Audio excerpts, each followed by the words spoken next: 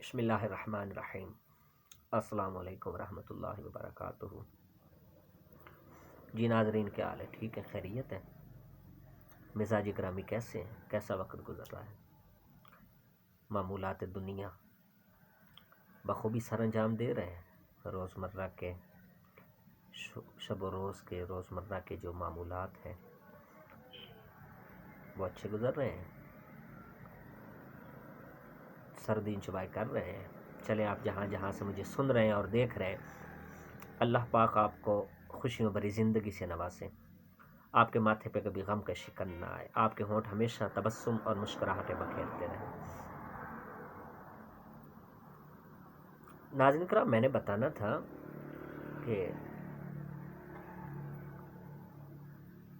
اگر انسانی تاریخ کا مطالعہ کیا جائے نا، تو جتنے بھی بادشاہان، وزراء، امراء بڑے بڑے جو گزرے ہیں، کامیاب وہی ہوئے ہیں، ان میں سے لاکھوں گزرے ہیں، لیکن کامیاب وہی ہوئے ہیں کہ جن بادشاہان نے، صدور نے، وزراء نے، امراء نے لوگوں کے دلوں میں اپنی جگہ بنائی، لوگوں کے دلوں میں، عوام کے دلوں میں، رعایا کے دلوں میں اپنی جگہ بنانے کے لیے ان کی ذہنی سطح پر اترنا پڑتا ہے۔ ہر ایک آدمی جو کھانا کھاتا ہے، اناج کھاتا ہے، جس میں سانس چل رہی ہے، جو ہوش و حواس رکھتا ہے، وہ چاہتا ہے کہ سب سے پہلے اس کی عزت اور اس کے حقوق کا تحفظ کیا جائے، چاہے وہ بڑا ہو، چاہے چھوٹا ہو۔ عمر کا اس میں تعین نہیں ہے، ہوش و حواس برقرار ہونے چاہیے۔ وہ کہتا ہے کہ مجھے میرے حقوق ملنے چاہیے، میری عزت کا تحفظ کیا جائے، ناموس کی حفاظت کی جائے۔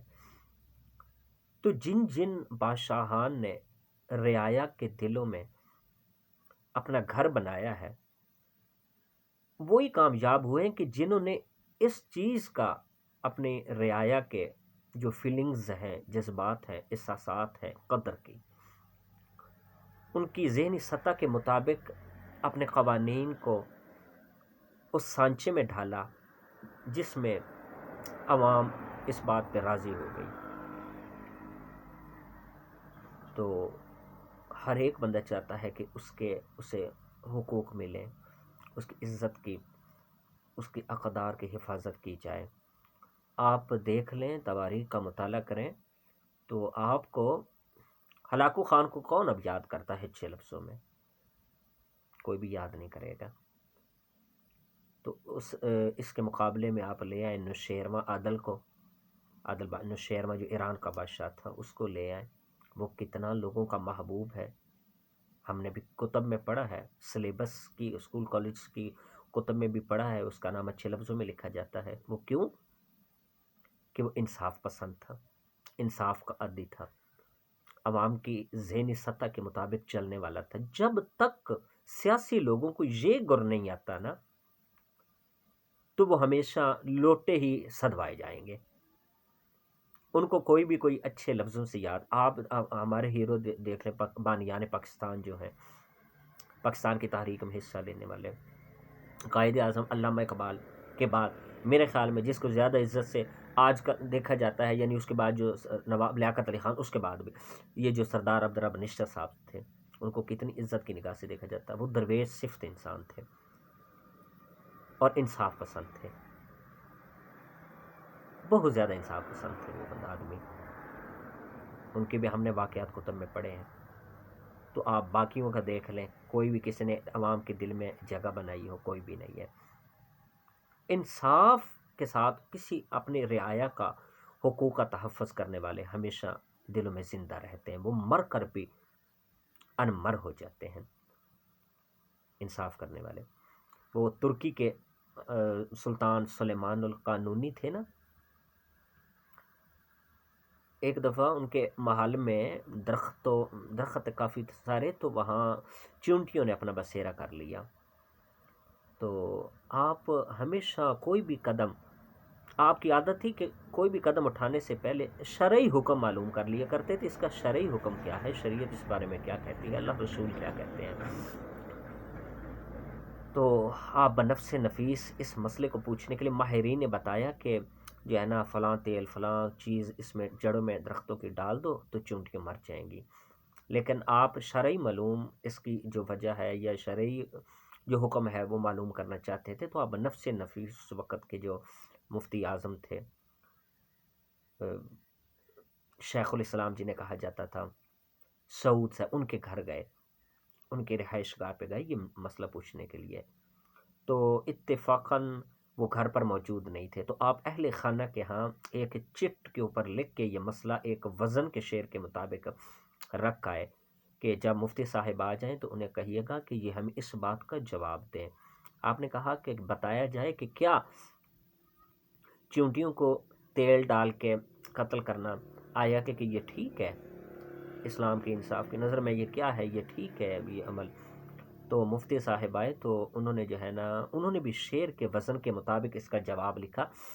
انہوں نے کہا کہ بادشاہ صاحب اگر جو ہے نا سلطان صاحب اگر انصاف کا ترازو قائم ہو تو پھر یہ چونٹیاں اپنا انصاف کا ترازو قائم ہو تو یہ میں بتاؤں گا کہ چونٹیاں صرف اپنا حق لیتی اور کچھ بھی نہیں لیتی، زائد کچھ بھی نہیں لیتی، اپنا حق لیتی ہیں۔ تو جب بادشاہ کے پاس وہ شیخ صاحب کی وہ پہنچی، یہ فتویٰ پہنچا، تو وہ سمجھ گئے کہ اہمیت کس بات کی ہے کہ انہیں قتل کر دیا جائے، چھوڑ دیا جائے۔ تو وہ جو ہے نا سمجھ گئے اور انہوں نے ان کو مارنے کا جو ماہرین نے طریقہ بتایا تو اس کو کینسل کر دیا۔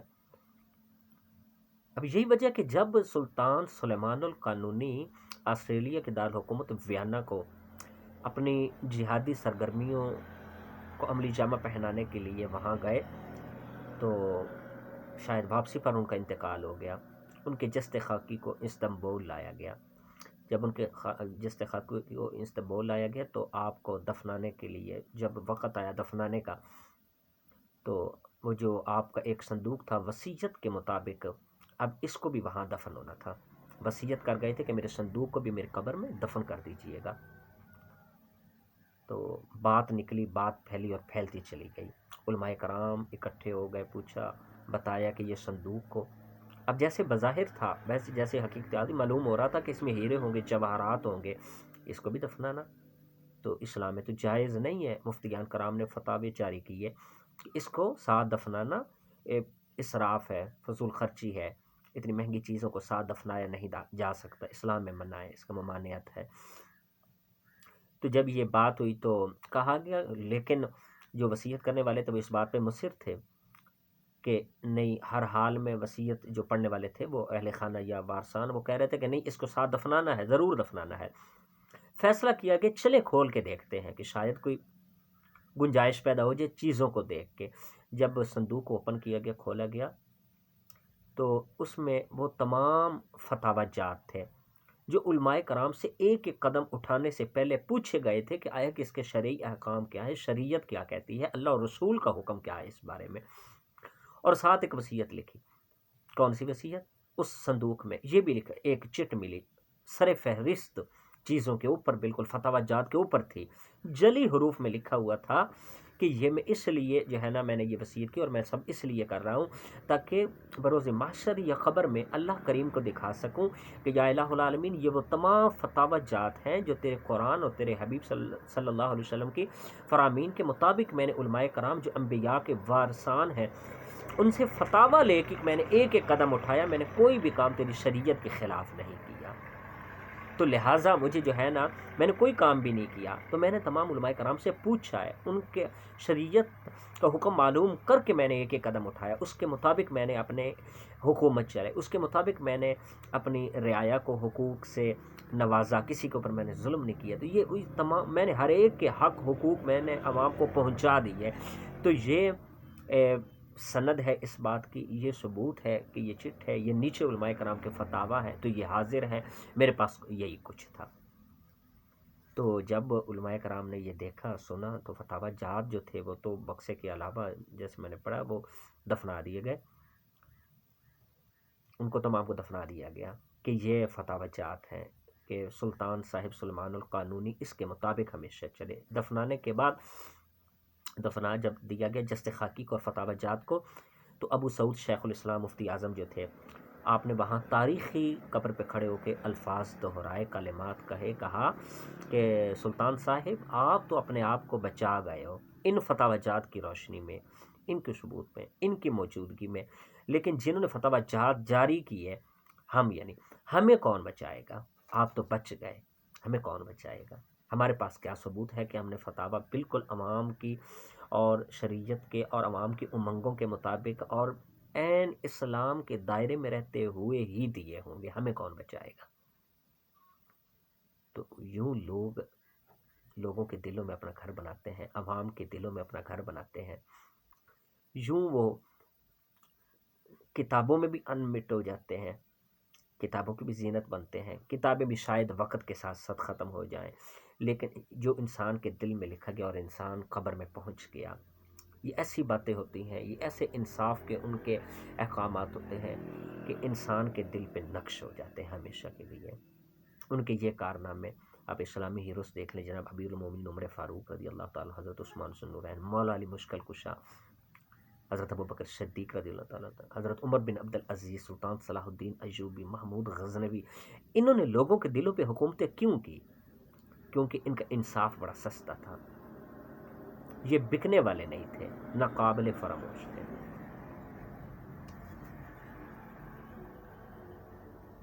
انہوں نے کبھی بھی اپنا ضمیر نہیں بیچا، تب جا کے جب انہوں نے اپنے اس نظریات پہ قائم رہے، انصاف سستا مہیا کیا عوام کو، تو آج بھی ہم ان کا نام عقیدت اور احترام سے لیتے ہیں۔ اللہ تعالیٰ ایسے جنہوں نے اللہ کی مخلوق کو انصاف کی فراہمی اتنی سستے داموں دی اور اللہ سے اللہ کی جنت کا سودا یوں کیا، اللہ تعالیٰ ان کو مزید جنت کے میں درجات ان کے بلند فرمائے اور جنت الفردوس میں جگہ عطا فرمائے۔ ایسے ہی رس کو ان کی قبروں پہ کروڑہا رحمتوں کا نزول فرمائے کہ آج بھی ہم اپنے ان کے نام اپنی زبانوں سے احترام سے لیتے ہیں۔ تو یہ بات تھی ناظرین کرام، اگر کسی کو اچھی لگی تو کمنٹ سیکشن میں اس کا اظہار کر دیجئے گا، غلطی ہوگی تو آپ اصلاح بھی کر سکتے ہیں، تو اور اس کے ساتھ ساتھ عرض ہے کہ میری چینل کو ضرور سبسکرائب کر دیجئے گا، لائک بھی کر دیجئے گا۔ اللہ تعالی ہم سب کا حامی و ناصر ہو، اللہ تعالی ہمیں اپنے حبیب پاک حضرت محمد صلی اللہ علیہ وسلم کے توسط سے انصاف کا دامن ہمیشہ ہاتھ میں رکھنے کی توفیق نصیب فرمائے۔ السلام علیکم۔